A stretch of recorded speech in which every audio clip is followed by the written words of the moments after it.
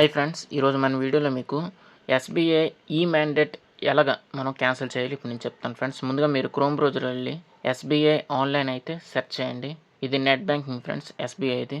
అక్కడ సెర్చ్ చేసిన తర్వాత ఇక్కడ పర్సనల్ బ్యాంకింగ్ దగ్గర అయితే క్లిక్ చేయండి. తర్వాత కంటిన్యూ టు లాగిన్ దగ్గర క్లిక్ చేసి మీ యూజర్ నేమ్ ఇంకా పాస్వర్డ్ ఇంకా క్యాప్చా కోడ్ ఎంటర్ చేసి లాగిన్ దగ్గర అయితే క్లిక్ చేయండి. క్లిక్ చేసిన తర్వాత మీకు ఎక్కడైతే నెట్ బ్యాంకింగ్ అయితే లాగిన్ అవుతుంది. అక్కడ మనకి 3 డాట్స్ దగ్గర అయితే క్లిక్ చేయండి. అక్కడ ఈ సర్వీస్ దగ్గర అయితే క్లిక్ చేయండి.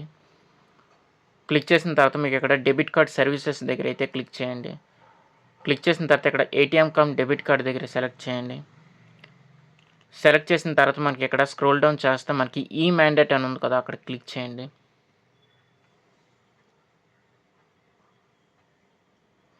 క్లిక్ చేసిన తర్వాత మీ ప్రొఫైల్ పాస్వర్డ్ అయితే ఇక్కడ ఎంటర్ చేయాలి ఫ్రెండ్స్. ఎంటర్ చేసి సబ్మిట్ దగ్గర అయితే క్లిక్ చేయండి.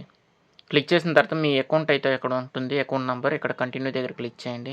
ఇక్కడ మీ డెబిట్ కార్డ్ అయితే సెలెక్ట్ చేసుకోండి. ఏ డెబిట్ కార్డ్ నుంచి మీరు నాచ్ అయితే సెలెక్ట్ చేశారో సెలెక్ట్ చేసిన తర్వాత మీకు ఇక్కడ there is no active mandate registered for the selected card అని ఉంది. నేనైతే మ్యాండేట్ ఏది రిజిస్టర్ లేను, లేకపోతే ఇక్కడ చూపిస్తే మీరు క్యాన్సిల్ అయితే ఇక్కడ చేయవచ్చు friends. Thanks for watching this video.